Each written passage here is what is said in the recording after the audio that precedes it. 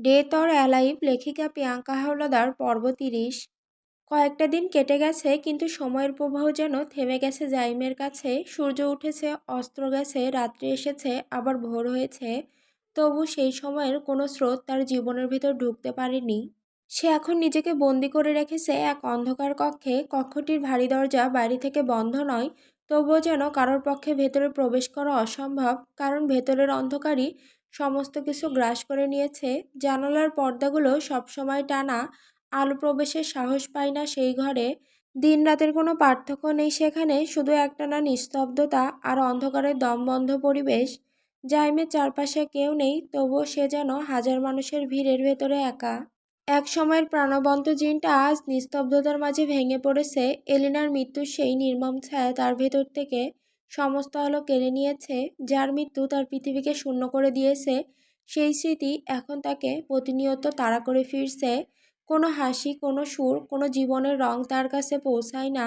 সে কথা বলে না কারো সঙ্গে, বের হয় না বাইরে, নিজেই নিজেকে আবদ্ধ করেছে এই অন্ধকার কারাগারে। কখনো দেওয়ালের কোণে চুপচাপ বসে থাকে ঘন্টার পর ঘন্টা, কখনো চোখ তুলে তাকায় শূন্যতায়, যেন সেখানে কারো মুখ ভেসে উঠবে, যে আর কখনো ফিরবে না। তার চোখে শুধু জমে আছে না বলা যন্ত্রণা, দমিয়ে রাখা আর্তনাদ, এক অজানা শূন্যতার ভার। সে যেন নিজের ভেতর গড়ে তুলেছে আরেকটা জগৎ, যেখানে নেই কোনো হাতছানি, নেই কোনো আলোর দিশা, আছে কেবল অন্ধকারের বন্দিত্ব, যা ধীরে ধীরে তাকে নিজের গভীরে টেনে নিয়ে যাচ্ছে। আর আছে একরাশ যন্ত্রণা, যা প্রতিটি শ্বাসের সাথে তাকে জ্বালিয়ে পুড়িয়ে দিচ্ছে। এলিনা জানতো তার জীবনের সূর্য অস্তমিত হতে চলেছে। শেষ নিঃশ্বাস ফেলার আগে সে রেখে গিয়েছিল একখানা চিঠি, একটা চিঠি যেখানে লুকিয়ে আছে তার মৃত্যুর আসল কারণ, তার হৃদয়ের না বলা বেদনা, আর সেই মানুষটার উদ্দেশ্যে শেষ আরতি। জাইম কিন্তু মৃত্যুর মুহূর্তে যখন তার নিথর দেহ পড়ে রইল সবার সামনে, শোকে ভেঙে পড়েছিল পুরো পরিবার, চোখের জলে ভিজেছিল চারদিক, তখন তার হাতের মুঠোয় শক্ত করে ধরা ছিল সেই চিঠি। কেউ খেয়াল করেনি, কেউই না, শুধু মালালা। সবার অগোচরে নিঃশব্দে এগিয়ে গিয়ে সে চিঠিটাকে আলগোছে বের করে নেয়, নিজের কাছে লুকিয়ে রাখে। কাগজটা যেন এক গোপন সত্যের ভার বহন করছিল, যা তখনই সবার সামনে প্রকাশ পেলে হয়তো পৃথিবী ভেঙে পড়ত। দিন গড়ায়, সময় বয়ে যায়, অবশেষে কাল। মালালা সেই লুকানো চিঠিটা জাইমের কাছে পৌঁছে দেয়, নিঃশব্দ কণ্ঠে জানায়, এলিনা এই চিঠিটা তোমার জন্য রেখে গিয়েছিল। আর আজ সেই চিঠি হাতে নিয়ে জাইম বসে আছে নিজের অন্ধকার রুমে, একাকী, চোখে মুখে গভীর যন্ত্রণার ছাপ। মোমবাতির ক্ষীণ আলোয় ছায়াগুলো আরো ভারী হয়ে উঠছে। চিঠিটা তার কাপা হাতে ধরা, মনে হচ্ছে কাগজ নয়, বরং এলিনার শেষ নিঃশ্বাস, শেষ আর্তনাদ, শেষ ভালোবাসার ছোঁয়া। তার বুক ধুকপুক করছে অস্বাভাবিকভাবে। সে জানে এই চিঠি খুললেই তার সামনে উন্মোচিত হবে এক ভয়ঙ্কর সত্য, যা হয়তো সহ্য করার ক্ষমতা তার নেই। তবুও অন্ধকারের নীরবতায় সে বসে আছে স্থির হয়ে, চোখে জমে থাকা অশ্রু, হাতে ধরা এলিনার শেষ উত্তরাধিকার। জাইম কিছুক্ষণ নিস্তব্ধে বসে থেকে চিঠিটা হাতে ধরে, তারপর ধীরে ধীরে চিঠিটা পড়তে শুরু করে। চিঠি। জাইম, যখন তুই এই চিঠিটা পড়বি, আমি তখন আর এই পৃথিবীতে থাকবো না। তবু লিখে যাচ্ছি শুধু তোর জন্য, যেন তুই নিজেকে অপরাধী না ভাবিস। জাইম, আমি তোর ভাইকে অশেষ ভালোবেসেছিলাম, তাকে ভুলে থাকার চেষ্টা করেছি বারবার, কিন্তু পারিনি। যতই নিজেকে সামলাতে চেয়েছি, প্রতিবারই হেরে গেছি নিজের কাছে। তাই আজ এই চরম সিদ্ধান্ত নিতে হলো। দয়া করে তুই আমাকে মাফ করে দিস। কাল রাতের ঘটনাটা আমি এখনো পরিষ্কার মনে করতে পারি। সেখানে যা ঘটেছিল তার জন্য একটু দোষ তোর নয়, সব দোষ আমার, শুধু আমার। আমি নিজেকে নিয়ন্ত্রণ করতে পারিনি। তাই কখনোই ভাবিস না আমি তোর কারণে জীবনটা শেষ করলাম। আসলে আমি নিজের কাছেই নিজেকে ক্ষমা করতে পারছিলাম না। আমি জানি তুই আমাকে ভালোবাসিস নিঃশর্তে, নিঃশেষে, কিন্তু আমি তোকে কখনোই ভালোবাসিনি, ভালোবাসতেও পারিনি, কারণ আমার ভালোবাসা তো বহু আগেই অন্য কারো হাতে সমর্পণ করে ফেলেছিলাম, তোর ভাইয়ের হাতে। আর তাই তো যতই চেষ্টা করি, তোর জন্য সেই অনুভূতিটুকু জন্ম নেয়নি। যাই, তুই যেমন আমাকে ভালোবেসে পেলি না, আমিও তোর ভাইকে ভালোবেসে তাকে পাইনি, কারণ সে ভালোবাসতো অন্য কাউকে, অর্ষাকে, আর অর্ষাও ভালোবাসে তাকে। দেখ ভালোবাসা কখনো কতটা নির্মম হতে পারে। চারটি হৃদয়, অথচ মিলন হলো মাত্র দুটি, বাকি দুটি রয়ে গেছে ভাঙা, ছিন্ন বিচ্ছিন্ন হয়ে। আমার ভালোবাসা ছিল একতরফা, তাই তার মৃত্যু ঘটল আমার নিজের হাতেই। তোর ভালোবাসাও ছিল একতরফা, তাই তুই বেঁচে আছিস যন্ত্রণায় পুড়ে প্রতিটি নিঃশ্বাসে ঢুকে। পারলে আমাদের ফটোটা ফেলে দিতে ভুল করিস না, কারণ স্মৃতির সাথে বেঁচে থাকাটা মৃত্যুর চেয়েও কষ্টকর। এটা আমি আমার জীবনের বিনিময়ে শিখে গেলাম। একতরফা ভালোবাসা হলো এক নীরব আগুন, যা কাউকে ভস্ম করে দেয় ভেতর থেকে, অথচ তার ধোঁয়াও কারো চোখে পড়ে না। ভালোবাসা একসময় যে আলো দেখিয়েছিল, সেই আলোই শেষে অন্ধকারে ঠেলে দেয়। চিরদিনের জন্য, এলিসা। চিঠির প্রতিটি অক্ষর যেন আগুনের মতো জাইমের হৃদয়ে গেঁথে যাচ্ছিল। শব্দগুলো পড়া মাত্রই তার চোখ ভিজে ওঠে, অশ্রু গড়িয়ে পড়ে গাল বেয়ে। দু চোখ ভাসিয়ে সে কান্নায় ভেঙে পড়ে। এক হাতে মুষ্টিবদ্ধ করে শক্ত করে আঁকড়ে ধরে নিজের চুল, অন্য হাতে এখনো চেপে রেখেছে এলিসার রেখে যাওয়া সেই শেষ চিঠি। চোখের জল ভিজিয়ে দিচ্ছে কাগজটিকে, যেন কাগজ নয়, এলিনার নিথর হাত শেষবারের মতো চিঠি স্পর্শ করছে তাকে। অসহনীয় বেদনায় বুক চেপে ধরে, কান্নার দমকে দমাতে না পেরে এক সময় তার শ্বাসরুদ্ধ হয়ে আসে। আর হঠাৎই আকাশভেদী চিৎকার ফেটে বেরিয়ে আসে তার বুক থেকে, এলিনা, কেন গেলে তুমি? কেন আমায় ছেড়ে চলে গেলে এই নিষ্ঠুর পৃথিবী থেকে? তুমি চলে গেলে, অথচ আমায় রেখে গেলে এই যন্ত্রণার মরুভূমিতে, যেখানে প্রতিটি শ্বাস যেন বিষ, প্রতিটি দিন যেন মৃত্যুর শাস্তি। তুমি কেন এমন করলে আমার সাথে? নিজে মুক্তি পেলে, কিন্তু আমার শৃঙ্খলিত করে গেলে এক অন্তহীন কষ্টে। তুমি না থাকলেও তোমার রেখে যাওয়া এই স্মৃতি, এই যন্ত্রণা আমায় বাঁচতে দিচ্ছে না, মরতেও দিচ্ছে না। আমি তো আটকে গিয়েছি মাঝপথে, না বাঁচা না মরা, এক অসহ্য যন্ত্রণার গোলকধাঁধায়। তার চোখ লাল হয়ে ওঠে, গলায় হাহাকার জমে। আরও উন্মত্ত হয়ে সে মাথা নাড়তে থাকে, চুল মুঠো করে টেনে ধরে চিৎকার করে ওঠে, এলিনা, যদি সত্যিই আমাকে শাস্তি দিতেই চাইতে, তাহলে আমার জীবনটাই নিয়ে নিতে পারতে তোমার হাতে। আমি হাসি মুখেই মৃত্যুকে আলিঙ্গন করতাম। কিন্তু এইভাবে প্রতিদিন আমাকে ভেতরে ভেতরে মেরে ফেলার যন্ত্রণা কেন দিলে তুমি? বলো তো, এ কেমন অভিশাপের মধ্যে ফেলে গেলে আমায় তুমি? তার কণ্ঠস্বর প্রতিধ্বনিত হয় অন্ধকার ঘর জুড়ে, মোমবাতির আলো কেঁপে ওঠে। আর জাইম ভেঙে পড়ে নিজের যন্ত্রণার অগ্নিকুণ্ডে। অসহ্য বেদনা তাকে গ্রাস করে। সে আর্তনাদ করে চেঁচিয়ে ওঠে, মৃত্যুর মতো ভয়ঙ্কর, ভালোবাসার মতো গভীর। সেই দিনের ওয়াসফানের কঠোর ঘোষণার পর থেকে সমগ্র রাজ্যে কেউ আর ভুল করেও ইসাবেলার নাম উচ্চারণ করার সাহস পায়নি। তবে অর্ষা তার মনের গভীরে লুকিয়ে রাখা সেই প্রিয় বান্ধবীর স্মৃতি ভুলতে পারে না। বহুবার চেষ্টাও করেছে ওয়াসফানের কাছে ইসাবেলার পক্ষে কিছু কথা বলার, কিন্তু প্রতিবারই নাম শুনলেই যেন দাও দাও আগুনের শিখা লেলিহান হয়ে উঠত ওয়াসফানের চোখে। ঠিক সেই রকমই একদিন অর্ষা সাহস করে বলেছিল, ও তো কোনো খারাপ কিছু করেনি, শুধু নিজের ভালোবাসার মানুষটাকে ভালোবেসে বিয়ে করেছে। আপনিও তো একই কাজ করেছিলেন, তাই না? মানুষের সহ্য করতে না পারা সত্ত্বেও আপনি আমায় বিয়ে করেছেন। তাহলে অর্ধেকটা হলেও ভেবে দেখুন, ইসাবেলা খুব খারাপ কিছু করেনি। চাইলে ইসাবেলা আর ড্যানিয়েলকে এই রাজ্যে রাখা যেতে পারে, তবে শর্ত হবে তাদের আর শত্রু রাজ্যের সঙ্গে কোনো যোগাযোগ থাকবে না। যদি সত্যি ড্যানিয়েল ইসাবেলাকে ভালোবেসে থাকে, তাহলে সে সারা জীবন এই রাজ্যেই থেকে যাবে। দয়া করে বুঝতে চেষ্টা করুন, এভাবে আপনার বোনকে শাস্তি দেবেন না। ইসাবেলা অনেক মিষ্টি মেয়ে, হয়তো ভালোবাসার টানে ভুল করেছে, কিন্তু আপনাকে সত্যিই খুব ভালোবাসে। তাই কষ্ট না দিয়ে মেনে নেওয়ার চেষ্টা করুন ওকে, ওর ভালোবাসার মানুষটার সাথে। অর্ষার প্রতিটি শব্দ যেন ধৈর্যের, বোঝানোর আর মমতার সুরে মিশেছিল। কিন্তু ওয়াসফান মুহূর্তে জ্বলে উঠল, তার চোখ লেলিহান আগুনের মতো দীপ্ত, কণ্ঠস্বর বজ্রের মতো গর্জন করে উঠল, আমি কতবার বলেছি আমার সামনে কোনো নেকড়ে বউয়ের নাম নেবে না? ভালোবাসা, ভালোবাসা মাই ফুড। যদি সত্যি বোন হিসেবে আমার প্রতি ওর একটুকু ভালোবাসা থাকতো, তাহলে নিজের ভাইয়ের বিরুদ্ধে গিয়ে শত্রুর সঙ্গে হাত মেলাতো না। হ্যাঁ, এক সময় ও ছিল আমার ছোট বোন, কিন্তু অনেক আগেই সে আমার কাছে মরে গেছে। আজ থেকে আমার সামনে তুমি আর কখনো ওর নাম উচ্চারণ করবে না। আমি শেষবারের মতো সতর্ক করছি তোমাকে, লিটল মনস্টার। ইসাবেলা আমার কেউ নয়, তাই আমি চাই না তুমি আমার সামনে বারবার ওর নাম উচ্চারণ করে আমাকে রাগান্বিত করো। অর্ষা কেঁপে উঠেছিল, তবু ধীর কণ্ঠে বলেছিল, ওয়াসফান, রাখছেন কেন? আমি তো আপনাকে রাগানোর জন্য কিছু বলিনি। কিন্তু ওয়াসফান তার কথা শেষ হওয়ার আগেই রাগে ফুঁসতে ফুঁসতে কক্ষ থেকে বেরিয়ে গেল। সেই মুহূর্তে অর্ষা স্পষ্ট বুঝে গেল, ওয়াসফানের মনে ইসাবেলার নামের উপরে এখন এক অটল পাহাড় জমে গেছে। এই পাহাড় আর কখনো ভাঙা সম্ভব নয়। তাই এরপর থেকে সে শপথ করল, রাজপ্রাসাদের ভেতর ওয়াসফানের সামনে আর কখনো উচ্চারণ করবে না সেই ইসাবেলার নাম। দিন যায় রাত আসে, আবার ভোর নামে, কিন্তু এই কয়েকদিনেও ইসবাবের চোখ একবারের জন্য খোলেনি। না কোনো শব্দ, না কোনো নড়াচড়া, শীতল নিথর দেহ পড়ে আছে সেই একই জায়গায়, যেন সময় থেমে গেছে তার চারপাশে। তার চারপাশে দিনগুলো ঘুরে ফিরে আসে। সূর্য ওঠে, অস্ত যায়, সবাই আসে যায়, কিন্তু ইসবাব, সে যেন অন্য জগতে হারিয়ে গেছে, যেখানে কারো হাতছানি পৌঁছায় না।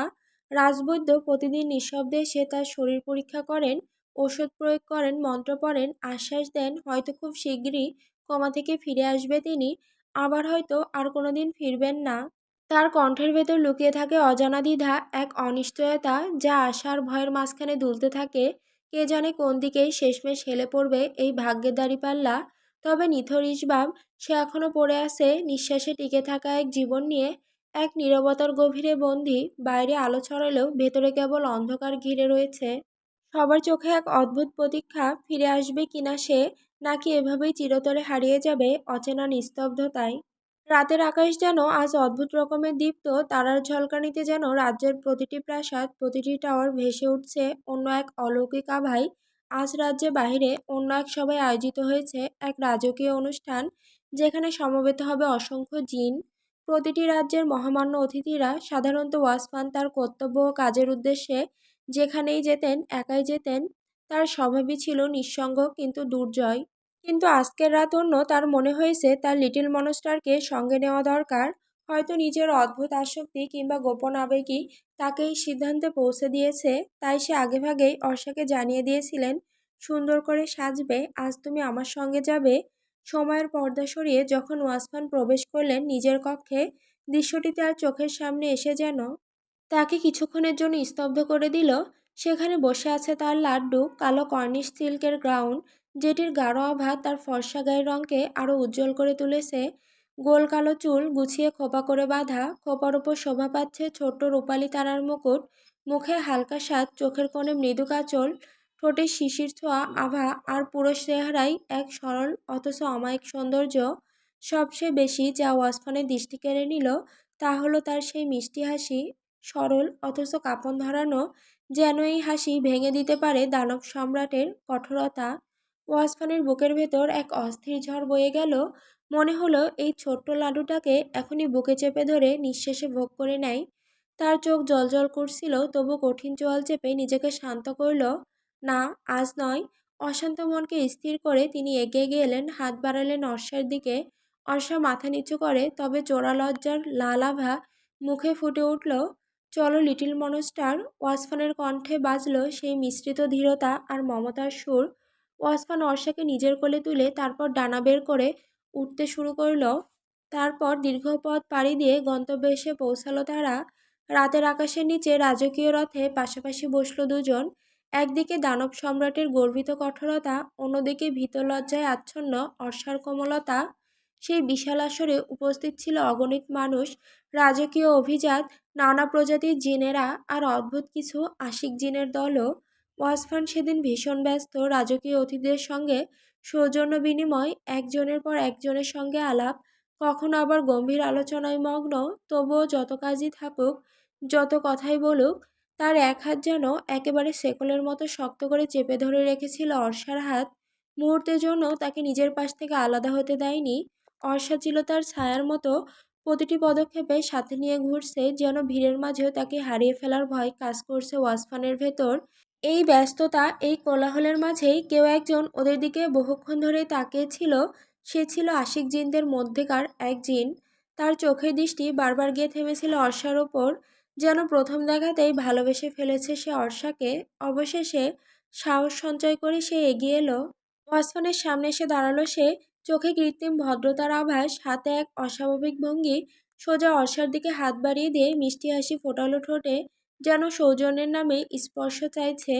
কিন্তু মুহূর্তের মধ্যেই দৃশ্য পাল্টে গেল। ওয়াসফান ঝড়ের বেগে জিনটির হাত চেপে ধরল একটা জোরে মোচড় দিয়ে। চল শক্ত করে, চোখ জ্বলজ্বল করছে আগুনের শিখার মতো ঠান্ডা অথচ রক্তহীন করা স্বরে বলল, ওর দিকে হাত বাড়ানোর চেষ্টা করবে তো সেই হাত আমি কেটে রেখে দেব। যদি ওর দিকে ভুল করেও চোখ তুলে তাকাস, তাহলে আমি শুধু তোর চোখ নয়, তোর পুরো জীবনটাকেই কেড়ে নিব। তার কণ্ঠের কঠোরতা চারপাশের কোলাহল মুহূর্তে স্তব্ধ করে দিল। বাতাস যেন জমে গেল এক শীতল হুমকির ভারে। অর্ষা বিস্ময়ে তাকিয়ে রইল, আর আশিক জিনটি আতঙ্কে গিলে নিল তার অহংকার। এরপর ওয়াসফান ছেলেটার হাতটা ছিটকে ফেলে দিয়ে বলে, আমার কথাটা যেন মাথায় থাকে। জিনটাও ওখান থেকে সরে যায় আর ওয়াসফান আবার আগের মতো নিজের কাজে ব্যস্ত হয়ে পড়ে। ভিড়ের কোলাহল আর রাজকীয় আলো ঝলমল পরিবেশের মাঝে অর্ষা হঠাৎই ওয়াসফানের জামার হাতা আলতো করে টেনে ধরল। ওয়াসফান কিছুটা বিস্মিত হয়ে তার দিকে তাকায়, তারপর ওয়াসফান কিছুটা নিচু হতেই অর্ষা তার কানের কাছে মুখ এনে আস্তে ফিসফিস করে বলল, আমি ওয়াশরুমে যেতে চাই। ওয়াসফানের চোখের সঙ্গে সঙ্গে দায়িত্বশীলতার ছাপ ফুটে উঠল। তার কণ্ঠে দৃঢ়তা মিশিয়ে বলল, ঠিক আছে চলো, আমি তোমাকে নিয়ে যাচ্ছি। কিন্তু অর্ষা মাথা নেড়ে ধীরে ধীরে তার হাতটা ছাড়াতে লাগলো। তার চোখে এক ধরনের অস্বস্তি, ঠোঁটে চাপা এক হাসি, মৃদু স্বরে বলল, না, আপনার যাওয়া দরকার নেই, আপনি এখানে থাকুন, আপনার কাজ করুন, আমি একাই চলে যেতে পারবো। শব্দগুলো এত নিঃশব্দে উচ্চারিত হলো যে শুধু ওয়াসফানই শুনতে পেল। কিছুটা দ্বিধা, কিছুটা সংকোচের আবেশে কথা শেষ করেই অর্ষা হাত ছেড়ে পিছিয়ে গেল। এক মুহূর্তের জন্য ওয়াসফানের চোখে ঝিলিক খেলো। সে যেন অর্ষাকে যেতে দিতে চায় না। তার বুকের ভেতর অজানা এক অস্থিরতা কাজ করলো, কিন্তু পরিস্থিতির চাপে সে কিছু বলল না। শুধু একদৃষ্টিতে তাকিয়ে রইল অর্ষার পিঠের দিকে, যখন সে ভিড় ঠেলে ধীরে ধীরে দূরে সরে যাচ্ছিল। অর্ষা একা হেঁটে যাচ্ছিল ওয়াশরুমের পথে, কিন্তু তার প্রতিটি পদক্ষেপ যেন টের পাচ্ছিল পেছনে থেকে ওয়াসফানের সেই জ্বলন্ত দৃষ্টির ভার। ওয়াশরুম থেকে ফেরার পথে অর্ষা যখন নিঃশব্দে করিডোর পেরিয়ে আসছিল, হঠাৎই তার সামনে এসে দাঁড়ালো সেই আশিক দিন ছেলেটি, যে প্রথম অর্ষাকে চোখ পড়তেই নিজের মনে তাকে আঁকড়ে ধরেছিল, কিন্তু ওয়াসফান সবসময় পাশে থাকায় কখনো কথা বলার সুযোগ পায়নি। অবশেষে ওয়াসফান না থাকায় সেই সুযোগটা এসে গেছে। জিনটির ঠোঁটে এক রহস্যময় হাসি ফুটল, চোখে ঝলকানো দুষ্টু উজ্জ্বলতা নিয়ে সে অর্ষার পথ আটকে নরম গলায় বলল, হাই, কেমন আছেন আপনি? অর্ষা প্রথমে কিছুটা সংকোচে পড়ল, তার চোখে এক মুহূর্তে দ্বিধা খেলে গেল। তবুও ভদ্রতা বজায় রেখে মিষ্টি এক হাসি এনে বলল, এই তো ভালো আছি, আপনি কেমন আছেন? জিনটা গম্ভীর ভান করে মাথা নাড়ল, ঠোঁটের কোণে আরও চওড়া হাসি ফুটিয়ে বলল, ভালো আছি। আচ্ছা, আপনার মতো এত সুন্দর একটা মেয়ের নামটা কি জানতে পারি? অর্ষা এবার হালকা অবাক দৃষ্টিতে তার দিকে তাকালো, কিছুটা লজ্জা, কিছুটা অস্বস্তি মিশিয়ে ধীরে উত্তর দিল, আমার নাম অর্ষা সর্দার। জেনটির চোখ যেন আরো উজ্জ্বল হয়ে উঠল, চওড়া হাসি দিয়ে বলল, oh nice, this is a beautiful name. Arsha চুপচাপ দাঁড়িয়ে রইল, কোনো জবাব দিল না, শুধু ঠোঁটের কোণে হালকা ভদ্র এক মৃদু হাসি ফুটিয়ে রাখলো। কিন্তু তার ভেতরে কোথাও যেন অজানা এক অস্বস্তির ছায়া নেমে এলো। ওয়াসফানের শক্ত হাতটা ছেড়ে এক আসার সিদ্ধান্তটা হঠাৎই তাকে ভুল মনে হতে লাগলো। তবুও নিজেকে ঘাবড়াতে না দিয়ে মুখে টেনে রাখলো মিষ্টি হাসি রেখা। মুহূর্তেই অর্ষার ঠোঁটের মিষ্টি হাসি জমে গেল ভয়ে। তার কাপড়ে ছিটকে লাগলো রক্তের গাঢ় ফোঁটা। সামনে দাঁড়ানো সেই জিন ছেলেটি হঠাৎই ছিটকে লুটিয়ে পড়ল মেঝেতে।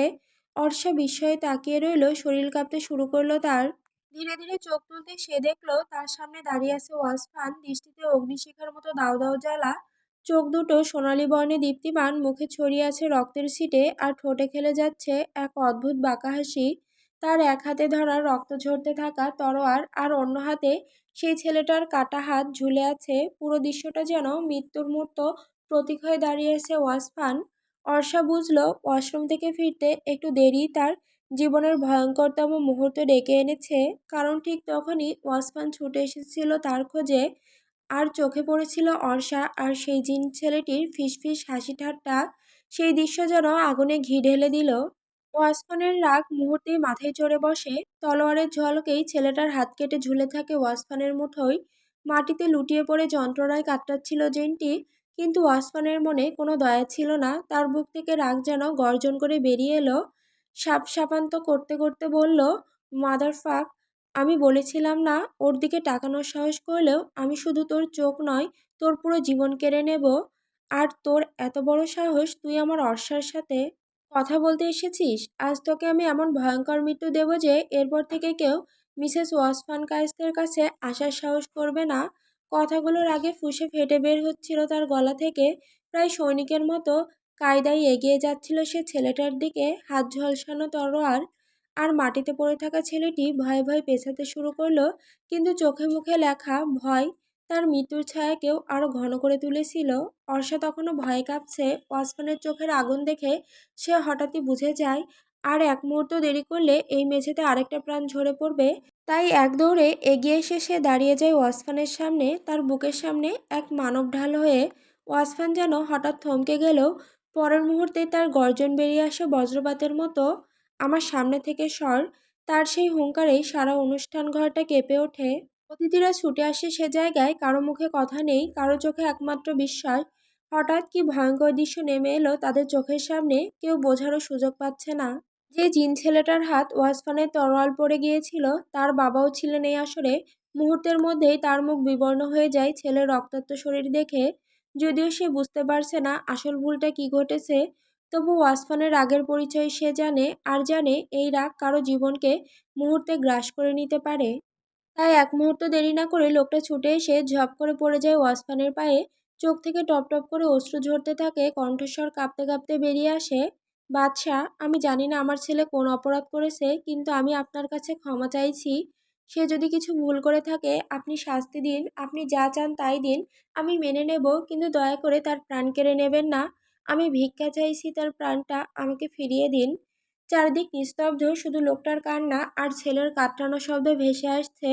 ওয়াসফানের চোখে তখনও দাউ দাউ করে আগুন জ্বলছে, তার তরোয়াল রক্ত ঝরিয়ে চলেছে, দৃষ্টি স্থির, যেন মুহূর্তেই শেষ শিরচ্ছেদ করে ফেলবে। কিন্তু ঠিক তখনই অর্ষা ফিসফিস করে বলে ওঠে, প্লিজ ওয়াসফান, ওনার কথা মেনে নিন, দয়া করে। অর্ষার এরকম কথায় ওয়াসফানের ভেতরের দানব যেন আরও উন্মত্ত হয়ে উঠল। তার চোখে সোনালি আভা ক্রমশ গাঢ় হয়ে উঠতে লাগলো, যেন দাউ দাউ করে জ্বলে ওঠা অগ্নিশিখা। পরক্ষণেই সে বজ্রগতিতে ছুটে গেল সেই তরুণ জিন ছেলেটির দিকে। কিন্তু হঠাৎ ছেলেটির বাবা সামনে ঝাঁপিয়ে পড়ে তাকে আঁকড়ে ধরল। কাঁপতে থাকা কণ্ঠে, অশ্রুসিক্ত চোখে কাঁদতে কাঁদতে মিনতি করতে লাগলো, বাবা, দয়া করুন বাদশাহ, এবারের মতো অন্তত আমার ছেলেটার প্রাণটা ভিক্ষা দিন। আমি শপথ করে বলছি, ওকে নিয়ে বহুদূরে চলে যাব, আর কোনোদিন আপনার সামনে ওর ছায়াও পড়বে না। প্লিজ বাদশাহ, একবার, শুধু একবার ওকে ক্ষমা করে দিন। আর কখনো ভুল করবে না আমার ছেলে। আপনি তো তাকে মারবেন না, প্লিজ, প্লিজ। ওয়াসফান প্রথমে ছেলেটিকে লোকটার হাত থেকে ছিনিয়ে আনতে চাইছিল, কিন্তু হঠাৎ মনে পড়ে গেল ছোটবেলার সেই ভয়ঙ্কর দুর্ঘটনার কথা, যেদিন এই জিনটাই নিজের প্রাণ বাজি রেখে তার জীবন বাঁচিয়েছিল। স্মৃতি ঝলসে উঠতেই ওয়াসফানের পা যেন জমে গেল। সে এগোলো না, তবু তার দৃষ্টি ভরা আগুন নিভল না একটু। তার মনের ভেতরে অন্য এক আগুন দাউ দাউ করে জ্বলছিল। কেন অর্শ ওই ছেলেটার জন্য এভাবে প্রাণপণ হয়ে উঠল? কেন তার চোখে অন্য কারো প্রতি মায়া জেগে উঠল? দুদিনেই কি তার মনে অন্য কারো প্রতি ভালো লাগা জন্ম নিল? তবে কি সে ওয়াসফানকে ভুলে যাচ্ছে? এই ভাবনা যেন তার রাগকে আরো উস্কে দিল প্রতিনিয়ত। তবু সে ওই লোকটার ঋণ ভুলতে পারল না। ওয়াসফান গর্জে উঠল হুঙ্কারে, তুমি একদিন আমার প্রাণ বাঁচিয়েছিলে, আজ সেই ঋণ শোধ করছি। তোমার ছেলের প্রাণ আমি তোমাকে ফিরিয়ে দিলাম। নয়তো তুমি ভালো করেই জানো ওকে রেহাই দেওয়ার প্রশ্নই ওঠে না। আমি যদি কিছু করতে চাই তবে তা করেই ছাড়ি। লোকটা কৃতজ্ঞতার অশ্রু গড়িয়ে আহত ছেলেকে বুকে জড়িয়ে দ্রুত সেখান থেকে সরে গেল। কিন্তু ওয়াসফানের চোখ তখন লাল হয়ে জ্বলছে। এবার তার দৃষ্টি গিয়ে পড়ল অর্ষার দিকে। দাও দাও আগুন যেন তার চাহনিতে, লালচে মুখ, কপালের রগ ফুলে ওঠা। হঠাৎ সে অর্ষার হাত চেপে ধরল। অর্ষা কিছু বলার আগেই তাকে টানতে টানতে নিয়ে চলল সরাসরি পারস্য রাজ্যে। কোনো কথার সুযোগ না দিয়েই জোর করে সিঁড়ি ভেঙে উপরে উঠিয়ে আনলো তার রুমে। আর দরজা বন্ধ হতেই তাকে ধাক্কা মেরে ফেলে দিল মেঝেতে।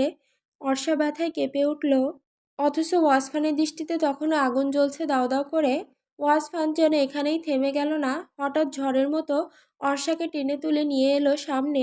এক মুহূর্তের জন্য কোনো সতর্কতা না দিয়েই তার গালে সপাটে একটা থাপ্পড় মারল। আঘাতটা এত প্রবল ছিল যে অর্ষা ছিটকে গিয়ে আবার মাটিতে পড়ে গেল।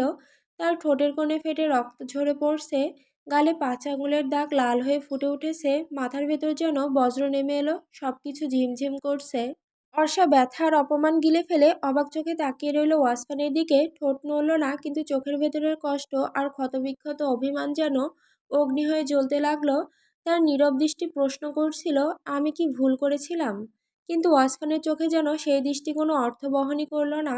আজ সে এমন রাগে উন্মত্ত হয়ে উঠেছে যে নিজেই হিতাহিত জ্ঞানী হারিয়ে ফেলেছে। সে আবার ঝাঁপিয়ে পড়ল অর্ষার দিকে, চুলের মুঠি আঁকড়ে ধরে টেনে তুলল তাকে, আর বজ্রনাদে গর্জে উঠল, সাহস হলো তোর, অন্য পুরুষের সঙ্গে কথা বলিস? মাত্র দুদিনেই এত কথা জমেছে তোর মনে?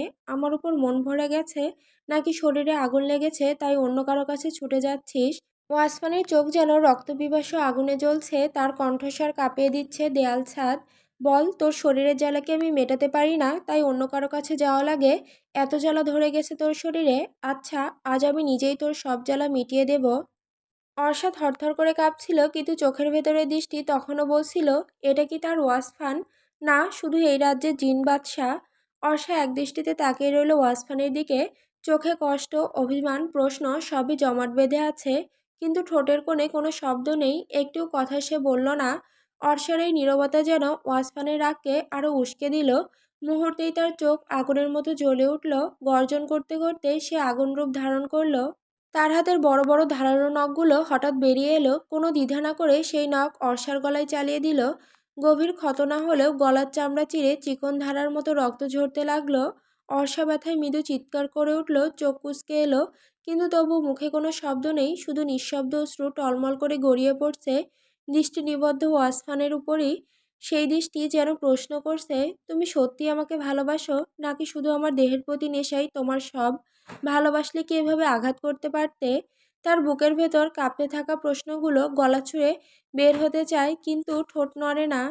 শুধু চোখই বলে দিচ্ছে সব। কিন্তু ওয়াসফান তার এই নীরবতাকে সহ্য করতে পারল না। তার আশা ছিল অর্ষা কেঁদে ভেঙে পড়বে, বলবে, আমি শুধু আপনাকেই ভালোবাসি, আমার মনে আর কেউ নেই। অথচ এত আঘাত, এত ব্যথার পরও অর্ষা চুপ। নিজের আগে যেন নিজেরই শ্বাসরোধ হয়ে আসছিল ওয়াসফানের। সে বুঝল, এই মুহূর্তে যদি আর এক মুহূর্ত এখানে থাকে, তবে হয়তো সত্যি অর্ষাকে মেরে ফেলবে। অবশেষে সে এক ধাক্কায় অর্ষাকে ফেলে দিল মেঝেতে। অর্ষা ধপ করে পড়ে গেল, কণ্ঠে ব্যথার গোঙানি আটকে গেল। ওয়াসফানের ধারালো নখ তার জামার পাশ ছিঁড়ে দিয়ে গায়ের মোলায়েম চামড়াতেও কেটে গেছে। রক্তের সূক্ষ্ম দাগ সেখানে স্পষ্ট। এক মুহূর্ত অদ্ভুত নীরবতা নেমে এলো। তারপর ওয়াসফান দরজা ভেঙে বেরিয়ে গেল রুম থেকে। পেছনে রয়ে গেল নিস্তব্ধ ঘরে অর্ষার শ্বাসরুদ্ধ ব্যথা, রক্তের গন্ধ, আর এক নিঃশব্দ প্রশ্ন, ভালোবাসা কি সত্যি এটাই? ওয়াসফান বেরিয়ে যেতে ঘরের নিস্তব্ধতায় হঠাৎ ভেঙে পড়ল অর্ষার কান্না। বুকের ভিতর জমে থাকা কষ্ট যেন ঢেউ হয়ে বেরিয়ে এলো। সে কাঁপতে কাঁপতে ফিসফিস করে বলতে লাগলো, আপনি আমাকে ভালোবাসেননি কায়েস্ত সাহেব। আমি অকারণে আপনার মোহকে ভালোবাসা ভেবে নিয়েছিলাম। আপনি তো আমায় ভালোবাসেন না। ভালোবাসলে কেউ না জেনে এভাবে আঘাত করে না। আমি যে আপনাকে আমার পুরো মন, পুরো বিশ্বাস দিয়ে দিয়েছি, কিন্তু আপনি তো কখনোই বলেননি মুখে যে আপনি আমায় ভালোবাসেন। আমি বোকা ভেবে নিয়েছিলাম আপনি আমায় ভালোবাসেন। কথাগুলো ভেঙে ভেঙে বেরোচ্ছিল তার ঠোঁট থেকে, চোখ দিয়ে গড়িয়ে পড়ছিল নোনা জল। তার আর্তনাদ, তার চিৎকার যেন চার দেওয়াল ভেদ করেও নিস্তব্ধ রাতকে নাড়িয়ে দিচ্ছিল। অবশেষে অশ্রুতে ভিজে যাওয়া গাল নিয়েই ক্লান্ত হয়ে নিস্তেজ হয়ে পড়ল অর্ষা। বুকের ভেতর এখনো দগদগে ক্ষত, তবু কান্না ধীরে ধীরে স্তিমিত হয়ে এলো। আর্তনাদের পর শরীর ভেঙে পড়ল, নিঃশ্বাস ভারী হয়ে এলো। চোখের কোণে শুকনো অশ্রু লেগেই যে গভীর দুঃখে, নিঃসঙ্গতায়, কষ্টের ভারে ডুবে গিয়ে ঘুমিয়ে পড়ল। যেন ঘুম নয়, এক অনন্ত অবসাদে ডুবে যাওয়া। যেন তার ক্লান্ত শরীরটা এবার একটু শান্তি চায়। কেটে যায় অনেকটা সময়। ওয়াসফান একা দাঁড়িয়েছিল রাজপ্রাসাদের ছাদে। রাতের আকাশে তারা অনেকটাই মিলিয়ে গেছে, শীতল বাতাস বয়ে যাচ্ছে চারপাশে। তার বুকের ভেতর তখনও রাগের জ্বালা, কিন্তু ধীরে ধীরে সেটা নিভে আসছে। পায়চারি করতে করতে হঠাৎ তার মনে পড়ে যায় অর্ষার মুখ, তার চোখে সেই অভিমান, সেই কান্না। আর ঠিক তখনই যেন বজ্রঘাতের মতো চমকে ওঠে সে। আমি কি করেছি? আমি নিজে আমার লিটল মনস্টারকে এভাবে আঘাত করলাম। নিজের বুক চাপড়াতে চাপড়াতে দাঁত কিচিয়ে নিজেকে গালি দিতে থাকে ওয়াসফান। তার চোখে এক ধরনের আতঙ্ক, নিজের উপরই ভীষণ ঘৃণা। অবশেষে আর এক মুহূর্ত সহ্য করতে না পেরে ছুটে যায় অর্ষার কক্ষে। দরজা ঠেলে ভেতরে ঢুকেই স্তব্ধ হয়ে যায়। অর্ষা ঠিক সেভাবেই মেঝেতে পড়ে আছে, যেভাবে সে কিছুক্ষণ আগে ফেলে গিয়েছিল। ছোট্ট শরীরটা নিস্তেজ হয়ে আছে, যেন যন্ত্রণার ভারে গভীর ঘুমে ঢলে পড়েছে। ওয়াসফান ধীরে ধীরে এগিয়ে আসে তার সামনে। অর্ষার গালে 5 আঙুলের লাল দাগ, ঠোঁটের কোণে শুকনো রক্ত, গলার চিকন রেখা বেয়ে নেমে আসা রক্তের দাগ, সব কিছুই যেন ছুরির মতো বিঁধতে থাকে তার হৃদয়ে। তার কলিজায় ধুক করে ওঠে। একটু আগে এই হাতেই, এই নখেই সে এগুলো করে দিয়েছে, আর এখন সে দাঁড়িয়ে আছে সেই অপরাধের ভার নিয়ে। রাগে হিতাহিত জ্ঞান হারিয়ে নিজের কলিজাকেই সে এমন আঘাত দিয়েছে। এখন তার নিজেরই বুক ভেঙে যাচ্ছে অপরাধ বোধে, কষ্টে। ওয়াসফান নিঃশব্দে হাঁটু গেড়ে বসে পড়ে অর্ষার পাশে। চোখে অপরাধবোধের ছায়া, ঠোঁটে নিস্তব্ধতা, বুকের ভেতর এক অজানা যন্ত্রণা। ধীরে ধীরে ওয়াসফান অর্ষাকে আলতো করে তুলে নেয় নিজের কোলে। এতটুকু অসহায় শরীরটা তার বুকে যেন ভারী হয়ে আসে। সে চোখ বন্ধ করে গভীর নিঃশ্বাস ফেলে, তারপর নিজের জাদুশক্তি প্রয়োগ করে মুহূর্তের মধ্যে অর্ষার গালের দাগ মিলিয়ে যায়। ঠোঁটের কোণে রক্ত শুকিয়ে যায়, গলার কাটা দাগটুকু অদৃশ্য হয়ে যায়। অর্ষা আবারও আগের মতো শান্ত, নিষ্পাপ হয়ে ওঠে যেন কিছুই ঘটেনি। ওয়াসমান কপালে আলতো চুমু খায়, চুমুর ভেতর অনুশোচনা, কষ্ট আর অপরাধবোধের ভার লুকিয়ে আছে। এরপর তাকে শক্ত করে বুকে জড়িয়ে ধরে রাখে, যেন নিজের বুকের সমস্ত যন্ত্রণা অর্ষার নিঃশ্বাসে মিশে গিয়ে হালকা হয়ে যাবে। কিছুক্ষণ পরে আর থাকতে পারে না, সে অর্ষাকে কোলে তুলে উড়ে যায় রাতের আকাশ পেরিয়ে, প্রাসাদের সীমানা ছাড়িয়ে সোজা জঙ্গলের গভীরে। মাঝখানে ঝর্ণার গর্জন শোনা যায়। সেই জলপ্রপাতের সামনে এক বিশাল পাথরের ওপর বসে পড়ে ওয়াসফান। অর্ষা তখনও নিস্তেজ, শান্ত। ওয়াসমান তাকে নিজের কোলে রেখে মাথাটা বুকে চেপে ধরে। তার চোখ রাগে জ্বলছে, নিজের ওপর রাগটা এখন। সে শুধু চুপচাপ বসে থাকে, বুকের ভেতরে জমে থাকা কষ্টটুকু কমানোর মরিয়া চেষ্টা করে। কিন্তু যতই অর্ষাকে আঁকড়ে ধরে, ততই বোঝে সে এই মানুষটার প্রতি তার সবচেয়ে বড় দুর্বলতা। হঠাৎই ঝর্ণার গর্জন মাখা শব্দে অর্ষার ঘুম ভেঙে যায়। চোখ মেলে দেখতেই সে বুঝতে পারে, এক ঝর্ণার সামনে ওয়াসফানের বুকে জড়িয়ে সে বসে আছে। কিছুক্ষণ আগের প্রতিটি দৃশ্য, প্রতিটি আঘাত, প্রতিটি কথা যেন হুড়মুড়িয়ে তার মনে ফিরে আসে। এক ঝটকায় ধাক্কা মেরে নিজেকে ওয়াসফানের থেকে সরিয়ে নেয় সে। দূরে গিয়েও বুকের ভেতর শ্বাস কাঁপতে থাকে, চোখ ভিজে আসে। ওয়াসমান নিঃশব্দে তাকিয়ে থাকে, তার আচরণে স্পষ্ট বোঝা যায় কেন অর্ষা এভাবে তাকে দূরে ঠেলে দিল। তবুও সে ধীরে ধীরে এগিয়ে আসে, হাত বাড়িয়ে নরম কণ্ঠে বলতে চায়, শোনো লিটিল মনস্টার। কিন্তু তার বাক্য শেষ হবার আগেই অর্ষা চিৎকার করে ওঠে, আমি আপনার কোনো কথাই শুনতে চাই না। আমার থেকে দূরে থাকুন, আমি আপনার সাথে থাকতে চাই না। আপনি একটা দানব, আপনার ভেতরে দয়া নেই, মায়া নেই, ভালোবাসা বলতে কিছু নেই। আমি ভুল করেছিলাম, একেবারেই ভুল করেছিলাম। এটা ভেবে কি আপনি আমায় ভালোবাসেন? কথাগুলো বলে অর্ষা উল্টো দিকে ঘুরে যায়, যেন ঝর্ণার গর্জনের সাথে মিলিয়ে হারিয়ে যেতে যায় দূর কোনো পথে। তবে ঠিক তখনই ওয়াসমানের কণ্ঠ ভেসে আসে পেছন থেকে, থামো পাজর। শব্দটা শুনে অর্ষা হঠাৎ থমকে দাঁড়িয়ে যায়, তার শ্বাস আটকে আসে। শরীরের প্রতিটি রন্ধ্রে যেন অপরিচিত এক আলোড়ন বয়ে যায়। ওয়াসমান পেছন থেকে দাঁড়িয়ে রুদ্ধ কণ্ঠে, যেন বুক ফেটে যাচ্ছে, তবু শক্ত করে শব্দগুলো ছুড়ে দেয়, চলে যাবি? আমাকে ছেড়ে চলে যাবি? আমি দানব, তাই তো তোর পাশে থাকতে ভয় হয়।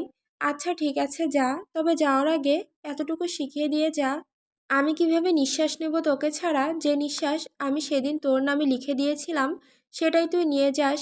ওটা তোর অধিকার, ওটা আমি তোর নামে লিখে দিয়েছি। তোকে ছাড়া সেই নিঃশ্বাস নেওয়া আমার পক্ষে আর কখনো সম্ভব নয়। শেষ কথাগুলো বলতে বলতে ওয়াসমানের কণ্ঠ ভেঙে আসে, কিন্তু চোখের সোনালি আগুন নিভে যায় না। তার দৃষ্টিতে ভেসে ওঠে অসহায় হাহাকার। সে যেন নিজের বুক চিরে কথা বলছে, যেন বুকের প্রতিটি কাঁপন অর্ষার নামে লেখা। অর্ষা শুনে কেঁপে ওঠে, বুকের ভেতর হঠাৎ করে কেমন টনটন করে ওঠে, শ্বাসরুদ্ধ হয়ে আসে। কয়েক মুহূর্ত সে স্থির দাঁড়িয়ে থাকে, কানে ঝর্ণার শব্দ, বুকের ভেতর হৃদয়ে ধুকপুকানি আর ওয়াসমানের কণ্ঠস্বরের প্রতিধ্বনি মিলে এক অচেনা সুর বাজায়। তারপর ধীরে ধীরে সে ঘুরে দাঁড়ায়, চোখে জল টলমল করছে, ঠোঁট কাঁপছে, অথচ চোখ দুটোই একরাশ অভিযোগের সঙ্গে মিশে আছে অদ্ভুত এক টান। অর্ষাকে ঘুরে দাঁড়াতে দেখে ওয়াসমান এক ঝটকায় নিজের কোমরের পাশ থেকে ঝকঝকে তলোয়ার বের করে আনে। ঝর্ণার আলোয় সেই তলোয়ার ফলার উপর জোনাকির মতো ঝিলিক ছড়ায়। সে ধীরে ধীরে সেটা অর্ষার দিকে বাড়িয়ে দেয়। কণ্ঠ ভেঙে যায়, তবু চোখে আগুন জ্বলতে থাকে।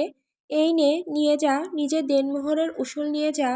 আমার নিঃশ্বাস, যেটা আমি তোকে দিয়েছিলাম, সেই নিঃশ্বাসটাই তোকে ফিরিয়ে দিচ্ছি, নিয়ে যা। সে কাপা হাতে বাম পাশটা দেখিয়ে দেয়, যেখানে বুকের পাঁজর ভেতর থেকে ধুকপুক করছে। এই পাঁজরে চালাস। আমি জানি না আমি কি করি, কেন করি। রাগ উঠলে আমি অন্ধ হয়ে যাই, হিতাহিত জ্ঞান হারাই। কিন্তু এই পাঁজর, এটা আমার না, এটা তোর। তুই চাইলে নিয়ে যা এটা, আমি আটকাবো না। নিঃশ্বাসটা নিয়ে চলে যা, শান্তিতে বাঁচ। কথাগুলো বলেই ওয়াসফান স্তব্ধ হয়ে যায়। তার চোখে রক্তলাল স্রোতের সঙ্গে মিশে আছে অপরাধবোধ, অনুশোচনা আর নিঃস্বার্থ আত্মসমর্পণ। অর্ষার চোখ ভিজে ওঠে, প্রতিটি শব্দ তার হৃদয়ে ছুরি হয়ে বিচ্ছে, আবার একই সঙ্গে ভালোবাসার অদ্ভুত আলো জ্বালিয়ে দিচ্ছে। ধীরে ধীরে সে এগিয়ে আসে, হাত বাড়িয়ে তরোয়ালটা নেয়। কিছুক্ষণ চুপচাপ তাকিয়ে থাকে ওয়াসফানের চোখে, যেন তার হৃদয়ে সব কথা পড়তে চাইছে। তারপর হঠাৎ তরোয়ালটা সে ছুঁড়ে ফেলে দেয় ঝর্ণার স্রোতে। ধ্বনির সঙ্গে সঙ্গে সেই লোহা হারিয়ে যায় পানির তলদেশে। অর্ষা কেঁপে ওঠা গলায়, চোখে অঝোর জল নিয়ে ওয়াসমানকে জড়িয়ে ধরে, বুকের ভেতর মাথা ঠেসে ধরে বলে ওঠে, আমি কোথাও যাচ্ছি না, বুঝেছেন? আমি আপনার সঙ্গেই থাকবো সবসময়, যত কষ্টই দেন না কেন, যত রাগই করেন। আপনার ছাড়া আমি কিছু না। আপনি আমার দানব, কিন্তু সেই দানবই আমার আশ্রয়। ওয়াসফান স্তব্ধ হয়ে যায়, তার শরীর কেঁপে ওঠে। বুক ভিজে যায় অর্ষার অশ্রুতে। সে চোখ বন্ধ করে বুকের ভেতর সেই শব্দগুলোকে বাঁচিয়ে রাখে। আমি আপনার সঙ্গেই থাকবো সব সময়। ওয়াসফান অর্ষাকে বুকের ভেতর জড়িয়ে ধরে বসে পড়ল, যেন সারা পৃথিবীর দৃষ্টি থেকে তাকে আড়াল করতে চায়। ঝর্ণার কলকল শব্দ, গাছের ফাঁক দিয়ে ঢুকে পড়া চাঁদের আলো, সবকিছু মিলেমিশে এক নিঃশব্দ অথচ গভীর মুহূর্ত তৈরি করে। দুজনেই চোখ বন্ধ করে আছে, কোনো কথা নেই, শুধু বুকের ধ্বনি আর নিঃশ্বাসের উষ্ণতায় একে অপরকে অনুভব করছে। কিছুক্ষণ পর হঠাৎ ওয়াসফান বুকের বাঁ পাশটায় হালকা একটা ব্যথা টের পেল। ভ্রু কুঁচকে চোখ মেলে তাকাতেই দেখে অর্ষা চুপি চুপি তার কাপড়টা সরিয়ে দিয়ে সেই জায়গাটায় দাঁত বসিয়ে কামড়ে ধরেছে। ওয়াসফান এক চিলতে মুচকি এসে কণ্ঠ নরম করে বলল, কি করছো লাড্ডু? অর্ষা চোখ তুলে ভীষণ সিরিয়াস ভঙ্গিতে বলল, একটু আগে আপনি আমায় আঘাত করেছিলেন, তাই শোধ নিচ্ছি, যাতে পরের বার রাগ করে হাত তোলার আগে মনে থাকে আমি আপনার শরীরে দাঁতের দাগ বসিয়ে দেব। এ বলেই সে আরেকটু জোরে কামড়ে ধরল। হালকা রক্ত বের হয়ে ওয়াসফানের ত্বকে লালচে ছোপ ফেলে দিল। কিন্তু ওয়াসফান ব্যথায় কুঁকড়ে গেল না, বরং হেসে উঠে মাথায় হাত বুলিয়ে দিল অর্ষার। আরে আমার ইঁদুরের বাচ্চা, তোমার এই লিটল দাঁতের কামড়ে আমার কিছুই আসে যায় না, চাইলে আরও কামড়াতে পারো। ওয়াসফানের চোখে তখন ব্যথা নয়, এক অদ্ভুত প্রশান্তি। মনে হচ্ছিল অর্ষার এই কামড় যেন তার অপরাধের প্রতিটি ডাক মুছে দিয়ে নতুন করে তাকে নিজের কাছে ফিরিয়ে আনছে। হঠাৎ ওয়াসফানের চোখের রং পাল্টে গেল, সেখানে এখন দেখা গেল কঠিন এক সতর্কতা। ধীরে ধীরে অর্ষার চিবুকটা আঙুল দিয়ে উপরে তুলল, চোখে চোখ রেখে গম্ভীর স্বরে বলল, কামড়াচ্ছ ঠিক আছে, সেটা আমি মেনে নিলাম, তবে আজ যেটা করতে চাইলে সেটা যেন আমি ভুলেও কখনো দ্বিতীয়বার না দেখি। এরকম জেদ আমার একবারেই পছন্দ না। পরের বার যদি সাহস করে আবার আমার থেকে দূরে যাওয়ার কথা ভাবো, তবে হাত পা কেটে নিয়ে নিজের কাছে রেখে দেব। তখন দেখে নি আমার থেকে দূরে গিয়ে কার কাছে এই জেদ দেখাও। সে আরো ঝুঁকে এসে ফিসফিস করে যোগ করলো, সাহস হলো কিভাবে আমার থেকে দূরে যাওয়ার কথা ভেবেছো? তুমি কি জানো না, তুমি শ্বাসের মতো, নিঃশ্বাসের মতো, তোমাকে ছাড়া আমি বাঁচতে পারবো না। ওয়াসফানের চোখ তখন যেন সোনালি আগুনে জ্বলছে, তবে সেই আগুন রাগের নয়, পাগল করা এক ভয় আর অধিকার বোধে ভরা। অর্ষা স্তব্ধ হয়ে তাকিয়ে রইল, যেন তার বুক কেঁপে উঠল এই দানবসুলভ ভালোবাসার সামনে।